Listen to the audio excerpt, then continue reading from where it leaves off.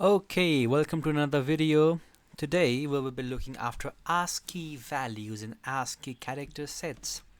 What sort of questions you might need to tackle in your A-level exams.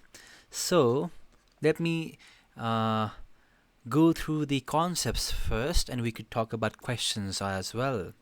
ASCII, what does it stand for? American Standard Code for Information Interchange. So whenever some aspects of our computer world, a technological world, are very standard. Most of the keyboards tend to utilize some common keys. So numbers will always be there, alphabets will always be there as well, and some symbols and all, they will always be there. So we have decided on a list of codes. It could be a space character. I will represent in this way, a triangle for this right now. An exclamation mark, 0 to 9, A to Z, right? Comma, semicolon, hyphen, M dash, right? We have the asterisk, we have hash. So, and all these codes or the characters are very frequently utilized by computer system. So, organization or committee set up a meeting. They set up a meeting and they decided, okay, every of these values or characters, since they are so much frequently utilized by the computers, must have a specific corresponding values. What values? Binary values, because binary values are the values which computer understands, and this is basically what ASCII means. Got it? So for instance, if the binary value of small a is 65, what will be the binary value of BB? It's going to be 66. Similarly, if capital A or uppercase A has a value of 97, B will have a value of 98. I'm talking about denary system here. And what about the binary equivalent to these values? Well, you just convert it. So 65 would be 64 1, no 32, no 16, no 8, no 4, no 2, 1, right? And what about the value of 66? So the question, the paper might ask, well, they will give you a context and they will talk blah blah blah blah blah blah. And now we know the binary value of A, which is 65. What is the ASCII value of, let's say, D? What are you gonna do? If A is 65, B is 66, C is 67, and D is 68. So you calculate the value of 68, which is no 128, 164, no 32, no 16, no 8.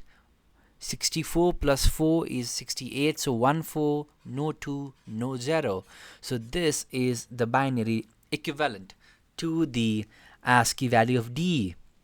They do not ask about symbols. They usually deal with alphabetical characters. Now, question also asks about extended ASCII values as well. Okay, so ASCII uses 7-bit system. So 1 2 3 4 5 6 7, right? So how many total number of characters it can represent? Well, it can represent 127 characters. How do we get this value? 1 plus 2 plus 4 plus 8 plus 32 plus 64. 16 plus 32 plus 64 is equals to 128. Always remember, the preceding beat will have a value of 1 less than the next beat. So, if this is 4, what would the sum of these two bits be? It will be 3. If this is 16, the sum of 4 bits would be 15. If this is 632, the sum of 5 bits would be 31. So ASCII can have 127 unique binary values, but this is not enough. So we need to incorporate more values. That's why we came with ASCII extended. It uses 8-bit system, so 255 values could be added into the character set. Now this was not enough as well. since there are lots of languages. So many people would love to use their own native language, native keyword characters in their text formats, documents, etc., etc. So another meeting was set up and they came up with Unicode. So if I had to talk about Unicode, I would love to show you from the book. So the Unicode Consortium was set up in 1991. Version 1.0 was published with 5 goals. These were to create a universal standard that covered all languages and all writing systems, produce a more efficient coding system than ASCII, adopt uniform encoding where each character is encoded as a 16-bit or 32-bit code. So we jumped from 8-bit to 16 or 32-bit code. So how many more characters?